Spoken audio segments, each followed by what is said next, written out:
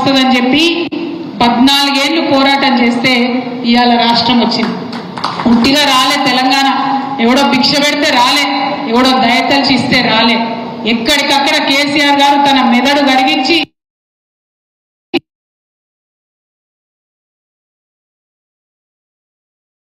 రంగరించి తెలంగాణ తప్పితే ఉట్టుట్టిగా రాలే, ఎవరు బిచ్చమేయలే.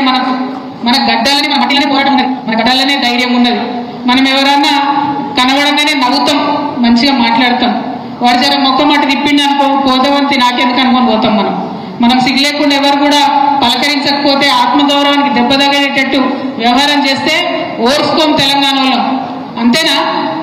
ఆ ఆత్మగౌరవాన్ని పిడికిలెత్తి మొత్తం దేశవ్యాప్తంగా చాటినటువంటి నాయకుడు మన నాయకుడు. వారి లీడర్షిప్లో, వారి నాయకత్వంలో ఇన్నేళ్ల నుంచి మనం అద్భుతంగా ముందుకు సాగినాం. ఆనాడు తెలంగాణ ఉద్యమంలో మీకు తెలుసు, 1 కాదు 2 కాదు, ఎన్నో అవమానాలు, ఎన్నో అవహేళనలు. ఇక తెలంగాణ వస్తుందా అంటే ఒకలు, ఇక కేసీఆర్ తెస్తాడా అని ఒకలు, మరి క్రిస్మస్కి ఏమాయా అని ఒకలు, ఇక దసరా వచ్చింది తెలంగాణ ఏదని ఒకలు. ఇంకా కొంతమంది మీకు గుర్తుండొచ్చు, ఇదేమన్నా దోషణ ఈ ఏసీ చేయడానికి తెలంగాణ, ఇదేమన్నా ఇన్స్టెంట్ కాఫీయా? కాంగ్రెస్ నాయకులు ఎన్ని మాట్లాడినో మీ అందరికి కూడా తెలుసు.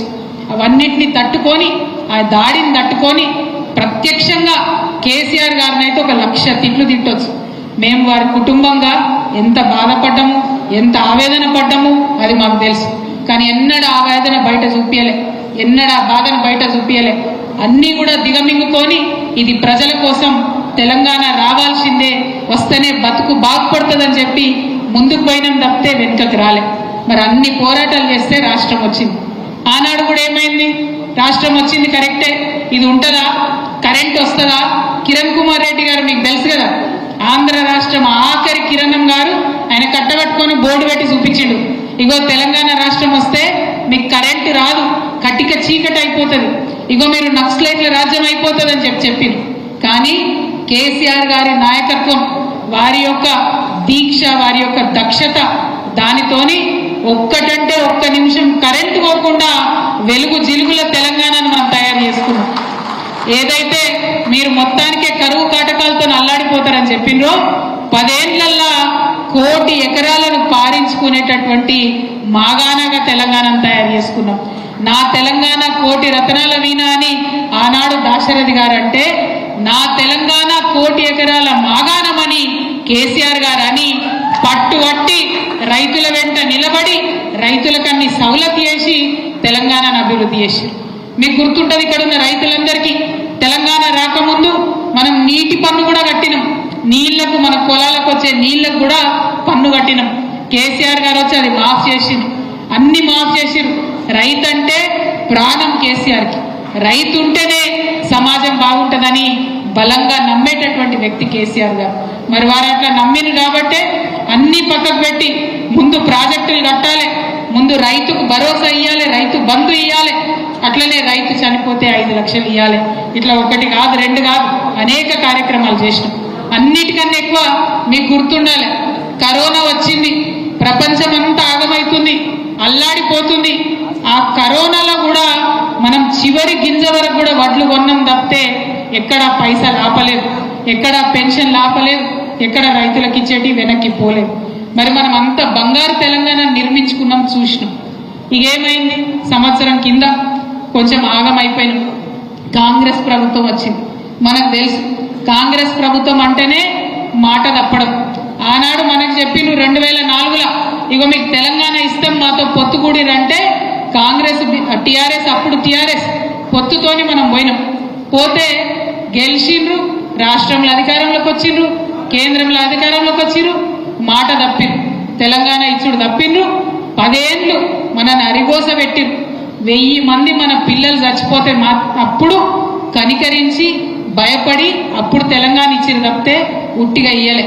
మళ్ళా ఇయ్యాల కాంగ్రెస్ వచ్చింది, చాలా మాటలు చెప్పిర్రు, కనికట్టు మాటలు చెప్పిర్రు, అన్ని మాటలు కూడా తప్పిండ్రు. ఎంత దారుణం అంటే, సోనియా గాంధీ గారి ఫోటో, రాహుల్ గాంధీ గారి ఫోటో పెట్టి సంతకాలు రాసి గ్యారెంటీ కార్డులు ఇంటింటికి తిరిగి ఆనాడు పంచుకున్నారు. కానీ ఇవాళ మాత్రం ఎన్నిసార్లు అడిగినా సిగ్గు లేకుండా తప్పించుకుంటున్నారు తప్పితే ఎక్కడ కూడా జవాబిస్తలేరు, జవాబుదారీగా ఉండలేరు. మరి అటువంటి పార్టీలకు అటువంటి పార్టీలకు ఇక్కడున్న నాయకులు వలసపోవడం అన్నది నిజంగా దారుణం. ఏం తెలుస్తుంది ఇక్కడ నాయకులు వలసపోయినరు? ఎందుకోసం పోయినరు? ప్రజల కోసం పోలే. ప్రజల కోసం పోకుండా పైసల కోసం పోయినరు అన్నది ఇలా మనకు అర్థమవుతున్నది. కాబట్టి మిమ్మల్ని నేను కోరేది ఒకటే, పోయిన వాళ్ళు పోయినరు, వాళ్ళ గురించి పట్టించుకునే అవసరం లే. ఇది మంచి సందర్భం. దేశానికి ఒక ఉద్యమాన్ని, దేశానికి ఒక విప్లవాన్ని నేర్పించినటువంటి అమోఘమైన పార్టీ, అద్భుతమైన పార్టీ మన బీఆర్ఎస్ పార్టీ.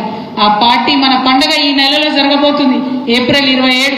ప్రతి ఇంటి నుంచి గులాబీ కండువ కప్పుకున్నటువంటి కార్యకర్త ఇంటికొకరు బాన్స్వాడ నుంచి కదిలి రావాలని చెప్పి ఈ సందర్భంగా నేను మీ అందరూ కూడా కోరుతా ఉన్నా. ఎందుకంటే మా తమ్ముళ్ళు మాట్లాడుకుంటే చెప్పారు, ఇవాళ ఇక్కడ 2 అద్భుతమైన దృశ్యాలు ఆవిష్కృతమైనవి.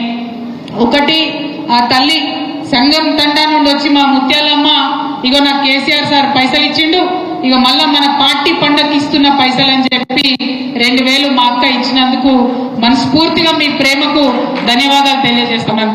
అదేవిధంగా ఇంకొక మిత్రుడు వచ్చి చెప్పిరు, అక్క నిన్న రాత్రే ఫోన్ చేసిరు, నాకు బిల్లు వచ్చేది ఉంది, నీకు బిల్లు ఏమియ్యం అటు పోతే అని చెప్పిండ్రు. అయినా సరే ఎదిరించి ఇవాళ నేను ఈ సభకు మీ దగ్గరకు వచ్చినా అని వారి యొక్క పోరాట పటిమను చూపించినందుకు తమ్ముళ్ళకు కూడా ధన్యవాదాలు చెప్తా ఉన్నా. అట్లనే ఇంకా చాలా మంది మాట్లాడుకుంటా అన్నారు, అక్క ఫోన్లు చేసి బెదిరిస్తున్నారని చెప్పి. అన్న జుబేర్ అన్న, ధైర్యంగా ఉండు. ఎవరెవరు బెదిరిస్తున్నారో వాళ్ళ పేర్లు బరాబర్ పింక్ బుక్ లో రాస్తాం. ఇడిచిపెట్టేదైతే ఉండదు, అందులో ఏమీ ఆలోచించదు. కేసీఆర్ సార్ మంచోడు కావచ్చు, నేను కొంచెం రౌడీ టైపే, ఎట్టి పరిస్థితిలో ఇడిచిపెట్టుడు ఉండదు. ఇక్కడికి బాన్స్వాడలో మిమ్మల్ని సతాయించి మిమ్మల్ని పోలీస్ స్టేషన్కి ఈడ్చినటువంటి ఏ ఒక్కరిని కూడా నేను మాత్రం క్షమించే అవకాశమే ఉండదు. పింక్ బుక్ బరాబర్ పెడతాం, అందులో పేర్లు రాస్తాం. అది అధికారులు కావచ్చు,